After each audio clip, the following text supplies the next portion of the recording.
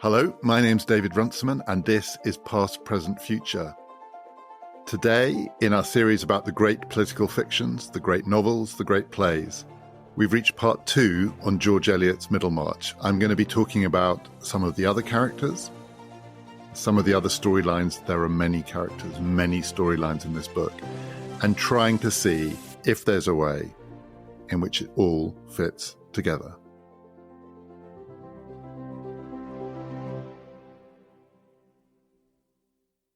I finished the last episode talking about Dorothea and Casaubon and their terrible marriage, and Casaubon's death. Casaubon is by no means the sole or even prime representative of Christianity in this book. There are many Christians, many different kinds of Christians, many different kinds of believers, and in fact, different kinds of clergymen too. There's another reverend in Middlemarch, a slightly more minor character, but he crops up quite a lot. And he is, in many ways, Casaubon's antithesis. He's called the Reverend Camden Fairbrother. Some of the characters in this novel have slightly weird Christian names. So Camden Fairbrother. And he is not death. He is life. He is a deeply sympathetic character. I think a lot of people who read the book really warm to him. He is kind, he is energetic, he lives life to the full. So even though he's a reverend, he's a clergyman, he's also very social, unlike Casaubon, who really isn't. He's a gambler.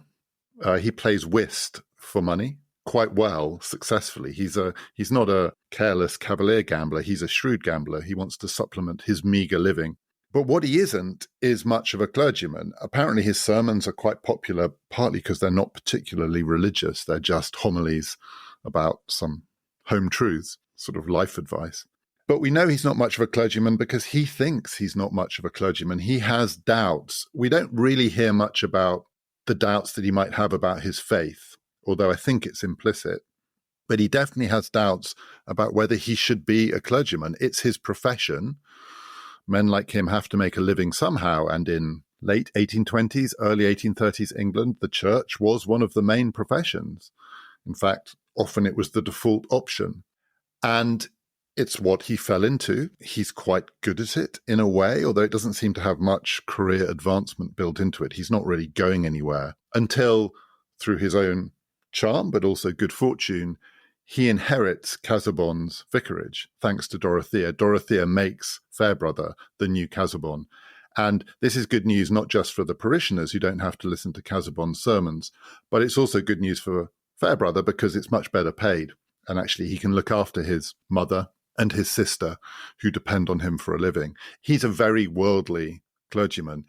At one or two points in the book, he confides to friends that he thinks he should probably have been a scientist, that that's where his vocation lies. The one thing he doesn't seem to have is a vocation for the church. He suspects that he's slightly ridiculous as a clergyman, but he is a good person. He is a Christian. It's not like Christianity in this book is represented by Casaubon, the antithesis of life. It's also represented by Fairbrother, who is a life well lived. He's friends with another significant character in the book, a younger man. Fairbrother is closer to Casaubon's age, a man who's closer to Dorothea's age called Fred Vincy, who is also a very likable character, full of life, full of energy. He's not a particularly steady young man. He does lots of things that turn out to have unfortunate consequences for him and the people around him, so he gets into debt. He is also a gambler, but he's not a steady gambler. He's a frivolous gambler, and actually he can't control his own gambling. And he can't settle to a career. He keeps changing his mind about what he wants to do. And secretly, actually, what he hopes he's going to do is inherit money and not have to have a job. But actually, in that, he's disappointed. So he's a frustrated young man. But his redeeming characteristic is that he is very steady in love. He loves a young woman called Mary Garth, who is socially thought to be a bit beneath him, certainly by his family. Unfortunately, not so much for him, but definitely for Camden Fairbrother. Fairbrother also is in love with Mary Garth. But Fairbrother's a good man, and he understands that Mary almost certainly loves Fred and not him, and he tries to reconcile himself to this. At one point, Fred asks Fairbrother to be his kind of intermediary and go to Mary and say to Mary, Fred knows he's a bit hopeless. Will you stick with him? Because he's got to make a life decision. He still wants to marry you, but he's got to make a life decision, and he knows he needs a career, and his family are pressing him to go into the church, and he could do that. He's taking a degree, and he's a reasonably well-educated young man, just not very good at settling to anything. What do you feel about the thought of Fred becoming a clergyman? And Mary, via the clergyman, the Reverend Fairbrother, passes back the message to the would-be clergyman, Fred Vincey. If you go into the church, I will not marry you. The one thing I will not marry is you as a clergyman, because it would be ridiculous. You would be ridiculous. You would make a mockery of the profession that you'd chosen. And I'm not going to marry a ridiculous man. It's a very powerful message. And Fred listens to it, and he becomes a property surveyor. The Reverend Fairbrother also performs in this novel one of the acts of near saintly virtue, one of the genuinely, clearly moral acts in the book, heroic morality, on a very small scale, involving personal relationships and involving love, because he loves Mary too. And he knows that Mary will only marry Fred if Fred does settle to something. She won't marry him if he does something ridiculous, like become a vicar. But she also won't marry him if he doesn't do anything serious and just fritters his life away.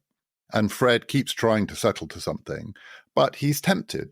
He's easily tempted by, among other things, billiards and gambling on billiards. There's a billiard hall in town in Middlemarch where young men and not so young men congregate and they play for money. And Fred is always making resolutions to steer clear, and he manages to steer clear for long periods of time.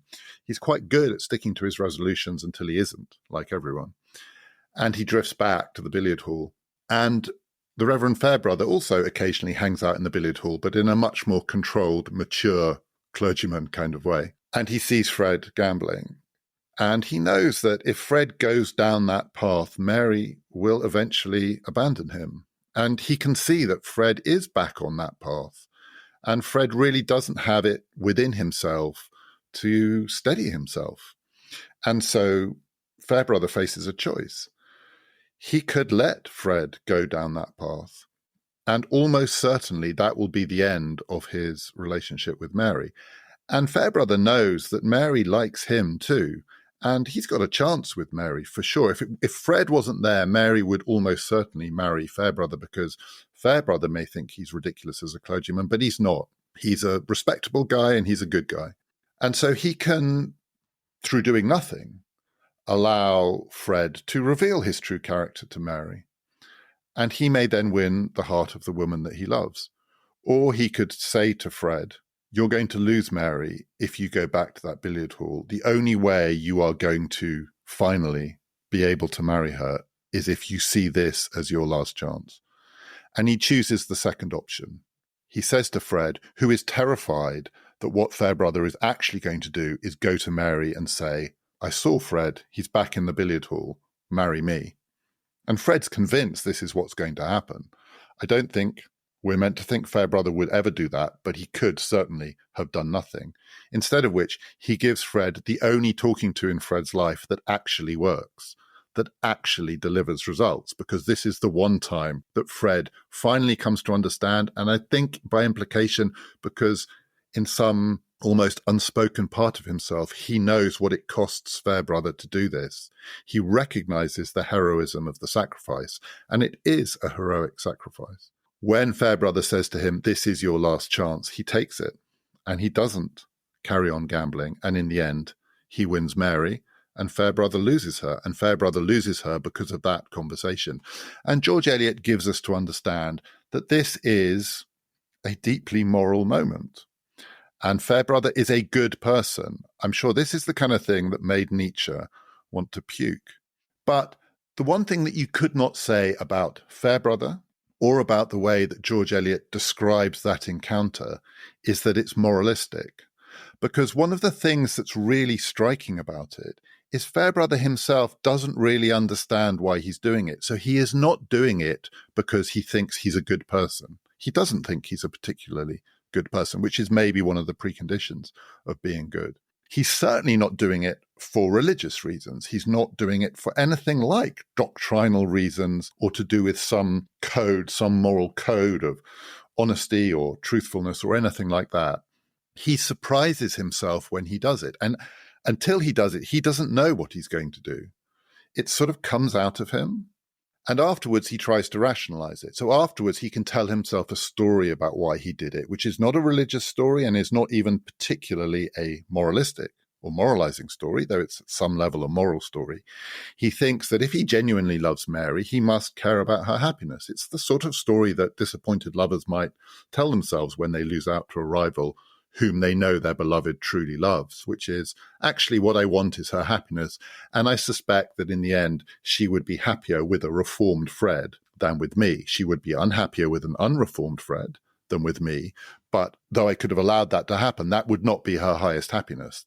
The ranking is reformed Fred first, me second, unreformed Fred third. Right, so reformed Fred is still number one for her. That's what I'm going to try and engineer for her.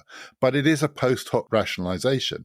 And actually, the impression that one is left with of this act of moral heroism is that it's a kind of accident. It's an accident that comes out of the way that human beings relate to one another, so that they never quite know what it is that they're going to do next. The one thing it is not is moralistic.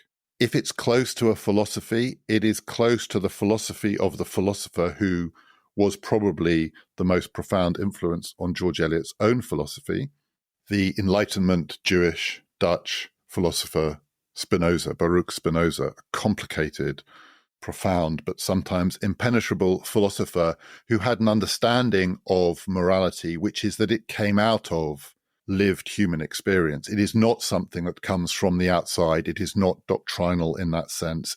If it is religious, the religion is not the religion of revealed truth. It is the religion that emerges from the truth of life as it is lived. And if this moment, this moral moment, is made moral by the fact that it comes out of a lived life, it is constructed in the moment that it happens. It's not Nietzsche, it's Spinoza. It's definitely not moralizing.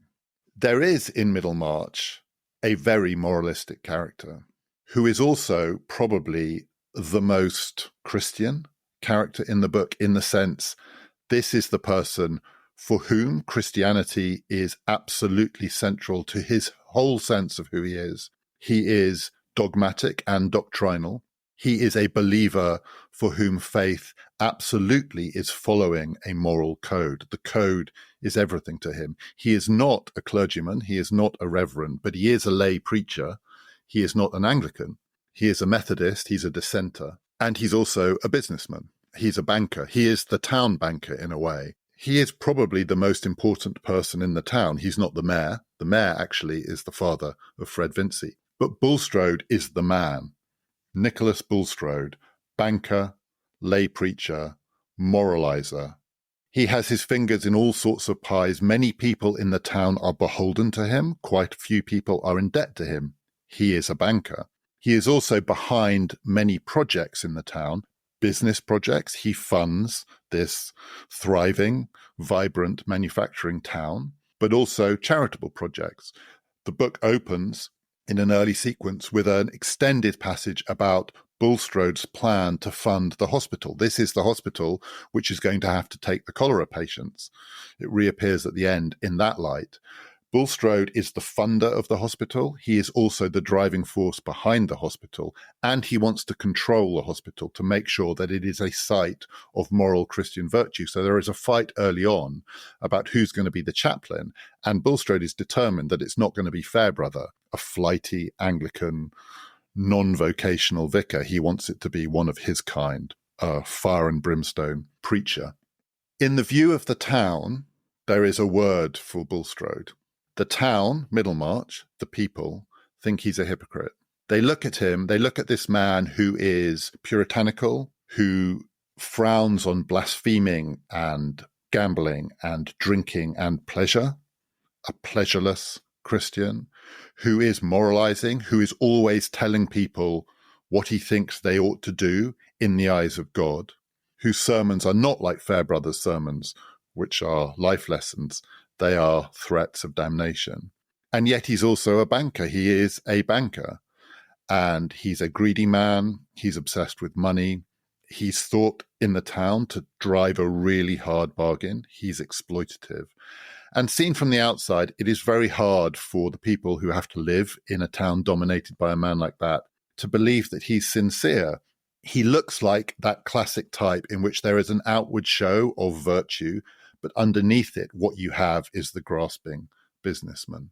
But I think there are two more things to be said about Bulstrode than just he is a hypocrite.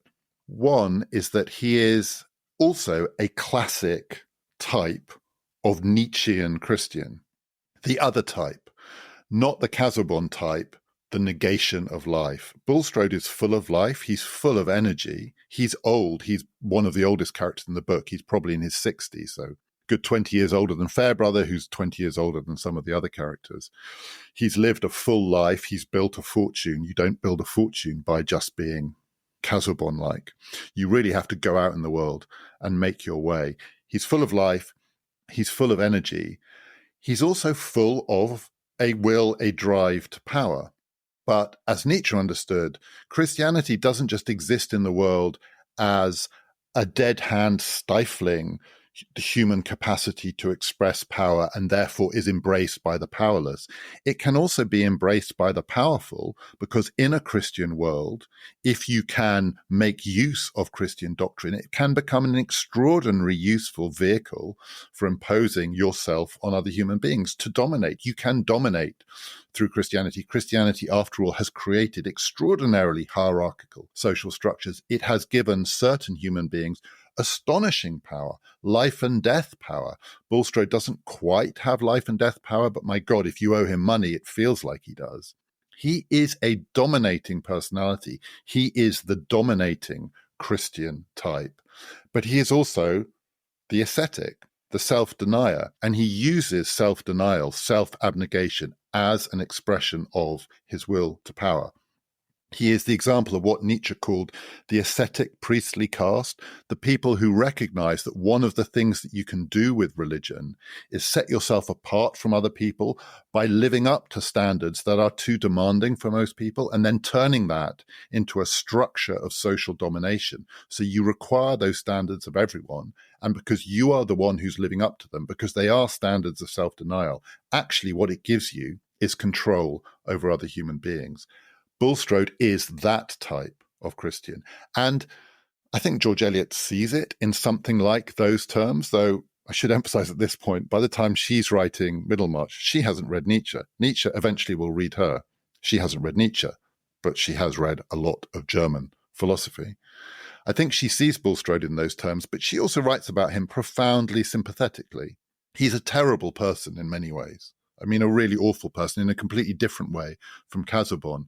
But he is portrayed in the round, as Casaubon is, but more in the round than Casaubon, because there is more of him to go around.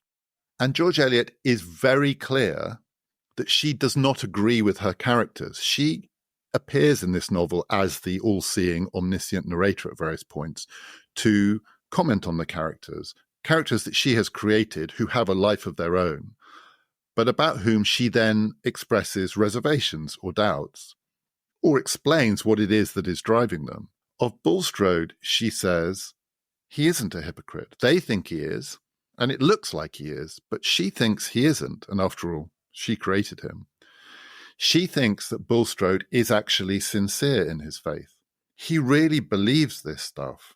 And over the course of his long life, what he has done is squared, as she puts it, his desires with his doctrines. So both of them can be genuine. He has a desire in the world to make money and to dominate, but he also believes in the faith that he professes. And the way he squares them is that he tells himself that his success in the world is a sign that he is an instrument of God's will, And the more successful that he is, the more he is able to, in the world, profess the faith on which the salvation of the world depends. And he believes in that faith. And the more successful he is, the more he believes in it. And also at the back of his mind, he has a thought, which is the more he believes in it, the more successful he is. George Eliot says you should not call that hypocrisy unless you want to call everything in the world hypocrisy, because it is also sincerity. It is sincere faith.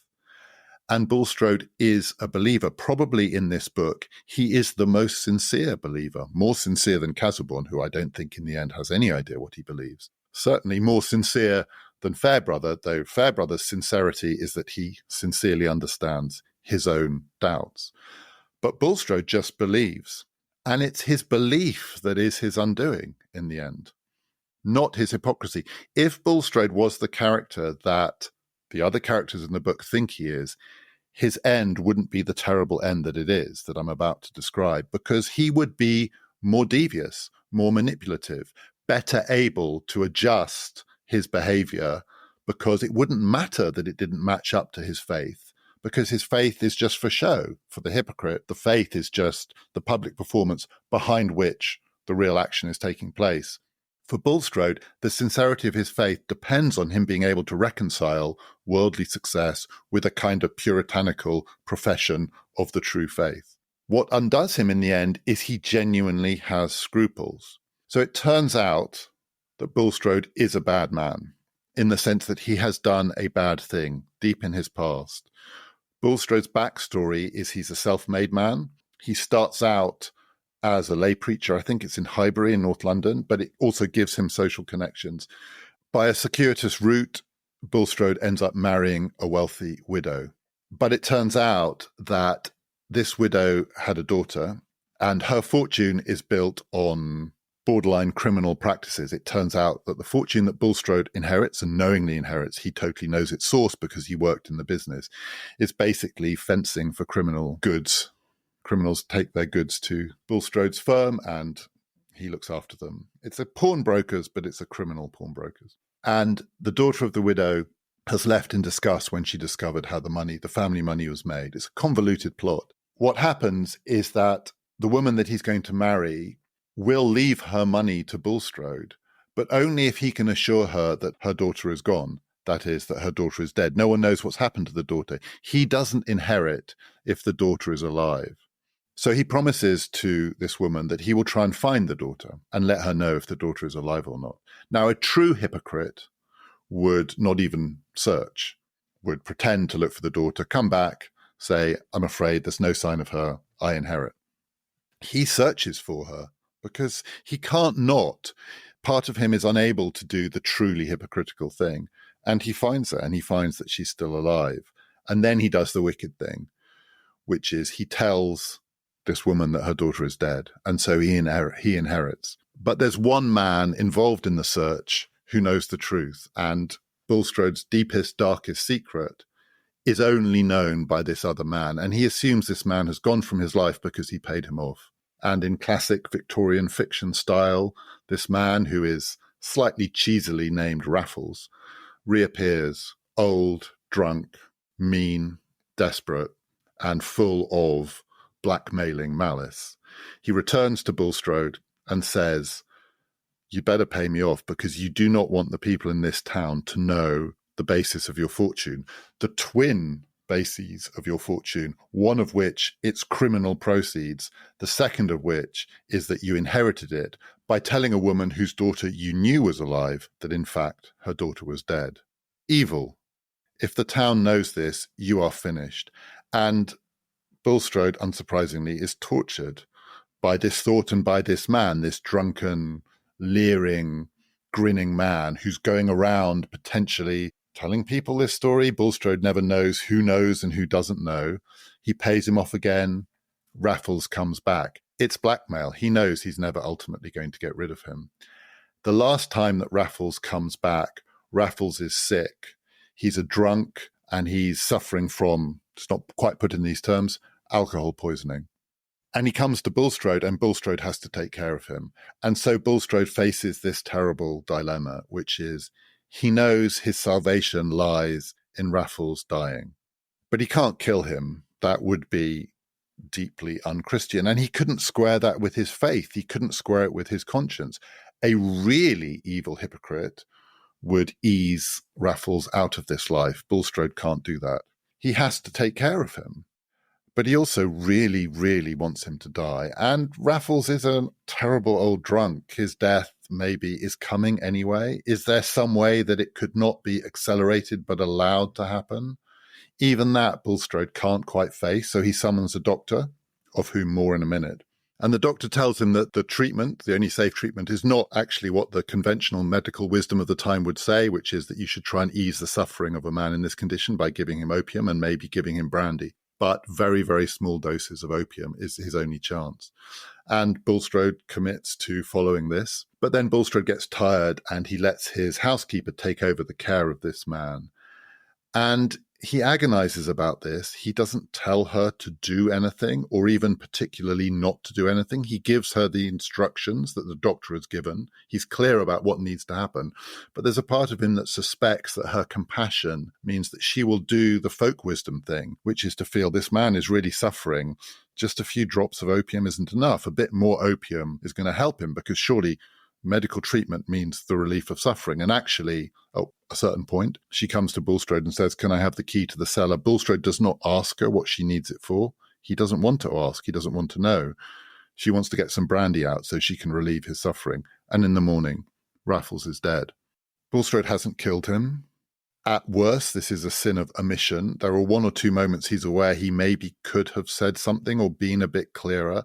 He also knows that this is the thing that he devoutly wished for, and he thinks he's got away with it. And he's got away with it by dancing along his scruples. It's not just that he believes that he's got away with it because his nemesis is dead, but he also believes he's got away with it in the sense that he will be able to square this with his sincere faith. Not least, he promises to be a better person. He promises to be more of God's instrument in the world. He promises to reinforce his conviction that he is a good man because he's danced on the fine line that is being true to himself and this man dying. But it makes no difference because the word is out and the town hears that the man who had this story about Bulstrode, and the story spreads, died in Bulstrode's care, at which point it doesn't matter how many scruples Bulstrode has. All of that agonizing and dancing around a moral line, one side of it, then the other side of it, never falling off it, never quite staying consistently on it, means nothing. The town knows what happened. Bulstrode killed him. It doesn't matter what Bulstrode did. The town has its own moralistic judgment. And in the end, Bulstrode is trapped. He can't escape the moralizing of the town. As a moralistic man, he is caught in his own trap, but it's not his trap. He thinks he's successfully danced his way along that fine line. The line is obliterated by public opinion because there's nothing at that point he could do to persuade anyone of the truth. If he went and said, "I said this, I did that," it's all nuanced. It's all very fine. These are all very fine moral judgments. I'm still a good person. They wouldn't believe a word of it. He is finished. And the other person that he drags down with him is the doctor, who is the other main character in the book. Tertius, another strange Christian name, Lydgate. He's not, you might be relieved to hear, I think, a character from Nietzsche, but what he is an English version of a character from the book I talked about previously in this series, Turgenev's Fathers and Sons. Lydgate is the English Bazarov, the young medical student in Turgenev's story, The Nihilist. Lydgate's a bit older. He's not a medical student, he is a doctor, but he shares many of Bazarov's characteristics. He is a rationalist, so we don't hear much about Lydgate's faith. We don't know what he believes, but we do know he believes in science. He's an empiricist, he's an experimenter, he believes in scientific progress. He's also ambitious. He wants to discover new things. He likes experimenting, including on the human body. So he's an anatomist. He cuts up dead bodies, which makes him very suspicious in the eyes of the town. He, like Bazarov, is not particularly interested in social niceties. He's quite aloof. He thinks he's above it all. He thinks that his belief in science removes him a bit from the ridiculousness of provincial English life. So he comes across to some people as rude, particularly older people who sense that he's arrogant. He has a reputation for being arrogant, but he's also, in his way, kind-hearted. He's quite sentimental. He's not able to escape his own sentiments. So in a line that could come straight from Turgenev, George Eliot says of Dr. Lydgate that even though he cuts up the human heart in a dish, even though he studies it under the microscope, even though he treats it as just a material organ of the human body, he can't control his own heart. It doesn't matter, just as with Bazarov, it doesn't matter if you look at these things under the microscope. It will not persuade you in any way that can rescue you from the grip of love. And Lydgate, though he persuades himself that he's not in love, that he's merely engaged in a flirtation, falls for a woman in the town called Rosamond Vincy, the sister of Fred Vincy, and eventually he marries her. He's sort of trapped by his own emotions into marrying her, in the sense that he's completely convinced he's not going to marry her. He's completely convinced he's in control of the emotional temperature of their relationship. And then from one minute to the next, a bit like Fairbrother in his act of goodness, he goes into a room completely convinced that he's going to break it off with her. And without fully understanding how it happened, though he rationalized it afterwards, he is so moved by her obvious sadness at the prospect that he might break it off with her, that he gets engaged to her from one minute to the next. And so he and Rosamond get married. And it's a disaster. It's the other disastrous marriage in Middlemarch. And part of the reason that Lydgate can't live the life that he wants to live, which is the life of the rational doctor, is that he feels trapped in the town. This is not mid-19th century Russia. This is early 19th century England. He is the English Bazarov, so he's not a nihilist. He's not a radical. He's not a revolutionary. At one point, George Eliot says of him that he had warmed himself on French theories. He's read the books, but he has not been scorched by them. He still wants a comfortable life, and he doesn't want to tear it all down. He doesn't want to rip up English society. He wants to do his science in a way that means he's not constrained by social convention, but he doesn't want to tear down social convention. But in the end, he discovers there is no escaping social convention. There is no way of living where you are in that world, but also removed from it. The world will get you, and the town gets him because he can't live the way he wants to live. He's a modern medical man. He believes in the latest practices. One of the things that he believes in is that the other doctors in the town are overprescribing the drugs because the drugs don't work. Don't give your patients drugs that don't work, even though that's the way you're going to make a living, because doctors make a living by selling drugs to their patients. Lydgate believes that you should do what's best for your patients, which often means actually letting the disease take its course, study it, monitor it, and help them get better. But you don't make any money from doing that. And because he's not making as much money as the other medical men in town, he gets into debt. The town also suspects his practices. Because he's an anatomist, they think of him as a body snatcher. Rumors spread that he steals corpses and cuts them up. And he's also a body snatcher because everyone knows that Rosamond is a bit beneath him socially. He doesn't care. He doesn't care about these social hierarchies. He doesn't care about provincial English caste systems. But the town cares, and they have suspicions of him because they know that behind it is probably the other kind of body snatching, a sexual lust. He can't make enough money to live the life that he wants to live, which is a life where he doesn't have to worry about what the town thinks of him. And so he gets into debt. Now, for Nietzsche, debt and morality are two sides of the same coin. Morality is a form of debt because morality is being beholden to other people. It's how human beings get trapped, just as debt is. He thinks both debt and morality have their origin in the same idea, which is guilt, the owing of things to other human beings.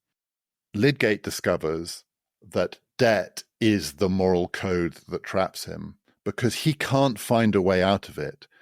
On the one hand, he owes money to the tradesmen around town to keep his wife in the lifestyle to which she is accustomed. And he could escape it by asking a wealthier person to bail him out, but then he would be beholden to that person.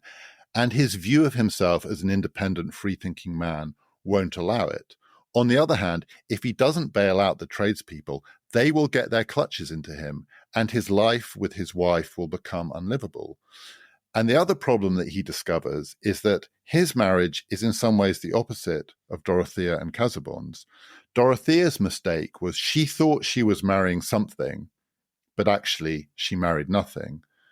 Lydgate's mistake is he thought he was marrying nothing. That is, he thought he was marrying a woman with no real personality of her own. She was beautiful. She is beautiful. She is charming. She makes him happy. He clearly has a strong sexual attraction to her, but he thinks that she will support him in the life that he wants to lead, which is as a man of science and a man of medicine. And he discovers that she is something. She has a will. She has a will of her own, and it is powerful. It is strong, and she can marshal it effectively. She keeps defeating him in argument when he says, we've got to cut back, we mustn't do this, we mustn't do that. She just outwills him. She is in some ways a stronger person than he is. He had misunderstood her. He thought her will would be subservient to his, and he discovers that you never know with human beings whose will serve whose, and his ends up being subservient to hers. She will not cut back. And so he's trapped. And there is no escape. His life starts to close in on him. It becomes nightmarish. And his and Rosamond's arguments are hellish. They're the opposite, in a way, of Dorothea and Casaubon's arguments, which are all silence. He and Rosamond really say things to each other, hurtful things, brutal things. Rosamond is the one who remains in control. He is the one who loses his temper. And every time he loses his temper, he gives her more power over him. In the end, there's only one escape. He's going to have to borrow money from Bulstrode. And it's almost the only thing that he can square with his conscience, because one of the reasons he's in debt is he's working very hard in Bulstrode's hospital and he's not being paid for it. Because he is, in his own mind, a man of science and he follows the science. The hospital is where the action is. He's probably looking forward to the cholera outbreak. A lot of people to study. And he tells himself that he can just about, in good conscience, in his own terms, borrow money from Bulstrode because it's a sort of down payment for the work he's already done. It's convoluted and he doesn't really believe it. And in the act of asking Bulstrode for the money, he can hear in his own words that he's already abandoned all of the things that he thought about himself in order to beg to this man. And Bulstrode says no. Bulstrode, being Bulstrode, even though this is at the moment that Bulstrode is suffering his own agonies because Raffles is back and won't die, Bulstrode says to him, just go bankrupt. You've got to take the consequences of your action. I believe that people live and die by the consequences of what they do. There is no escape for you. The reason that they meet each other is that Bulstrode has summoned Lydgate to care for Raffles. The second time that Lydgate comes, Bulstrode changes his mind and decides that actually he will lend Lydgate £1,000. And he can't articulate to himself why he's changed his mind, but deep down he knows, not because he wants Lydgate to kill him. He is going to follow Lydgate's advice, but because he wants to be sure that Lydgate was there so that Lydgate provides a kind of cover for him should the worst happen and should Raffles die. Lydgate takes the money. Lydgate thinks that he's saved. He goes home believing he's found his salvation, that he can square with his conscience. Bulstrode thinks that he's saved.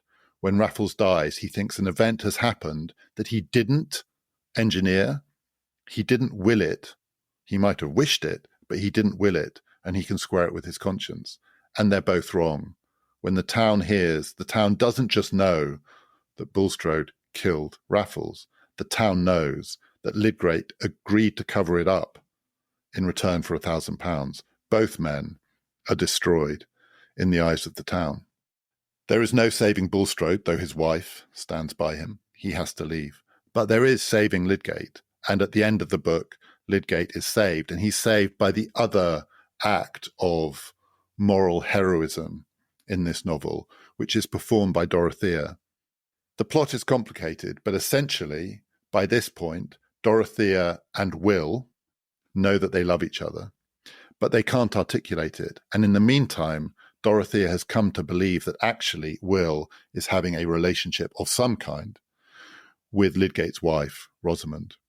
Lydgate is ruined. The only thing that can save Lydgate is if some prominent members of the community stand up for him and let it be known that they believe him, that they believe that he did do nothing wrong, that he didn't take the money in order to cover up a crime, that it was a genuine act, both the lending of the money and the receiving of the money. And Dorothea does believe him because she's a good-hearted person and she believes in people unless she has reason otherwise. The person that she has to persuade that she believes is Rosamond, and so she goes to see Rosamond to tell her that she will stand by her husband, even though at this point she believes that Rosamond is the person who has the heart of the man that she loves. And it costs her the act of going to see Rosamond because she is consumed, though she can't articulate it to herself, by sexual jealousy and by a kind of rage. But it's heroic. She goes to see Rosamond and she forces herself to do the right thing, which is to tell Rosamond that she will stand by her and her husband. She will not drive them out of town. She will not allow them to be ruined. She will rescue them. And it turns out that by doing that, she rescues herself. So this act of moral heroism is one in which virtue gets its reward, because by saving Rosamond, Rosamond saves her. In return, Rosamond tells her that there is nothing going on between her and Will, that Will loves her. And so Will and Dorothea get married, and they forego Casaubon's money, and they lead a different kind of life. And for many people, I think the end of Middlemarch is probably too much. It's too neat, for sure. If he got that far, it would be too much for Nietzsche. This is where virtue gets its reward, where the good triumph, where the loose ends are tied up so that the couples end up married.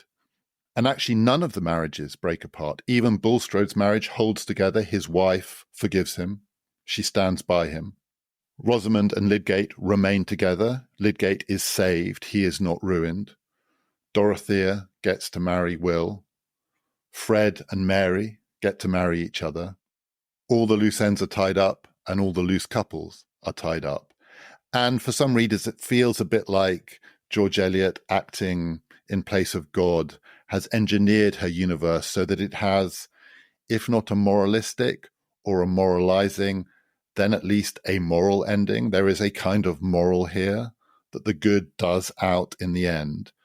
But if you read right the way to the end of the book, it's harder to sustain that because there is a final chapter which tells you what happened to these couples.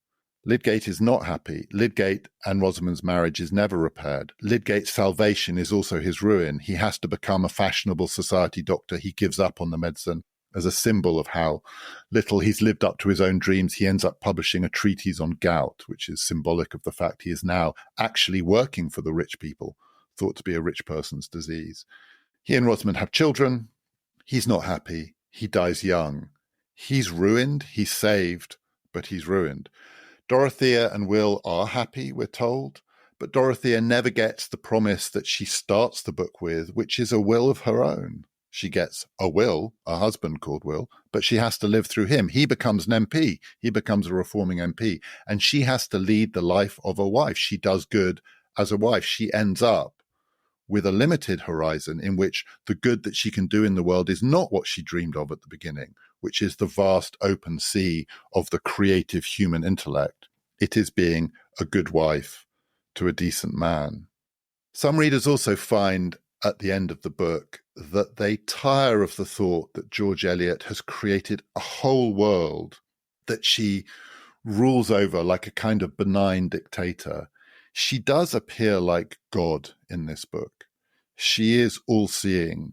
She is omniscient. She's constantly intervening in the narrative to tell you things about the characters that feel like they are the insights of a kind of deity. She understands these characters so well, it's hard not to feel that she must be manipulating them in some way. It feels so true, it must be fake. I have no problem with that. If God is dead, I'm happy for George Eliot to be God. I have no problem with her omniscience. At the end of this book, I felt like I had read about a world, a set of human relationships that were fully understood by the person who created them. And there is no other way to experience that. I don't think I'm ever going to get such insight into human relationships without the help of the omniscient George Eliot. But the last thing I want to say about this book is that in the end, I don't think it is a book that can be characterized just in the language of morality, or even actually in the language of power. A lot of it is about power and morality.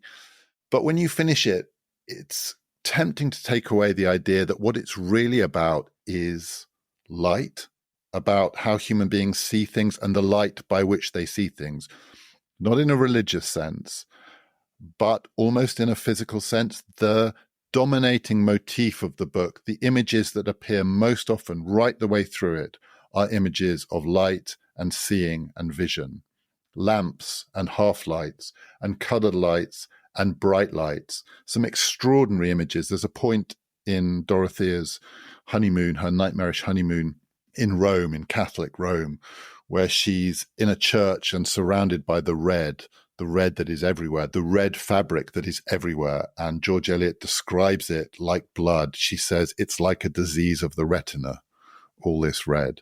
Eyes, vision, light. And by the end of the book, I can only speak for myself, it feels like reading about a series of characters, each of whom exists in their own box of light, in the sense that you see the world as they see it looking out, looking through some kind of prism that when you see it from the outside, you can see the ways in which what they see is shaped almost by the bubble that's around them. It's transparent to them, but it's still a box. They're inside something which limits or frames how they see the world. But they can't see it because they are seeing through it. It is see-through, this box. But George Eliot helps us see it from the outside.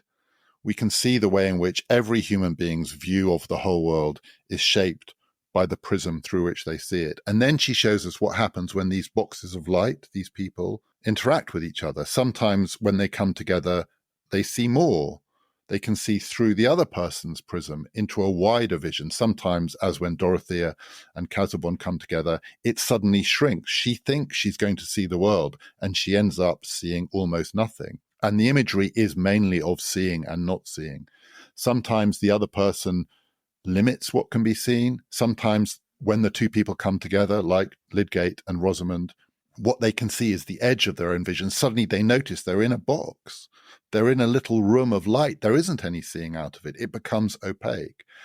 And then behind it all, George Eliot is showing us this community, this provincial town and the land around it and the people who live on the land and the interactions between them. And that's also inside some kind of prism. It's like a dome. It's like that Stephen King novel where they put a dome over a town. But this one isn't hard. People see through it. We see through it from the outside in, and the people in see through it from the inside out. There is no hard edge to any of these boxes of light, but they are boxes, they are domes. And even inside Middlemarch, all the stuff that's going on around the edges, the reform and the disease and the loss of faith and the railways are going to cut through all of this. And yet to see it from the outside is to get a sense of the people seeing it from the inside are not seeing the whole thing. So George Eliot is all-seeing in some ways, but she's not all-seeing because this is a novel of enlightenment. That's what it's not. It's about light, but it is not a novel of enlightenment. This is not a novel of enlightened progress. The 40-year gap between 1832 and 1872 is not a straightforward story of enlightenment. She mocks that idea. That is one of the things she's mocking, that the 40-year-on people see more. They don't see more. What she does is she helps them see through. She helps them see through the dome, whatever it is, the prism that lays over Middlemarch, and in seeing through it to the people inside, and therefore seeing how they see the world from the inside out, she doesn't allow us to judge them, to think that we know better than them. She allows us to suspect that this is how we should see ourselves. We're also not seeing the world as it is. To see ourselves from the outside would also be to see that what we see from the inside is not the whole world. It's just our version of it, and our version of it is not everything. If you would like to sign up to PPF Plus, where you will get ad-free listening, that is, no interruptions to these podcasts, plus the bonus episodes that will be accompanying this series and all future series. Just go to ppfideas.com or click on the link in the show description. Coming up next time on The Great Political Fictions, I'm going to be talking about a novel that was written and published very shortly after Middlemarch, just a couple of years later. It's a great Victorian novel, but it's a very different kind of book, and it is definitely all about politics. Anthony Trollope's Phineas Redux, a novel of politics, of parliament, of prime ministers, but also a book about hypocrites and truth-tellers. This has been Past, Present, Future, brought to you in partnership with the London Review of Books.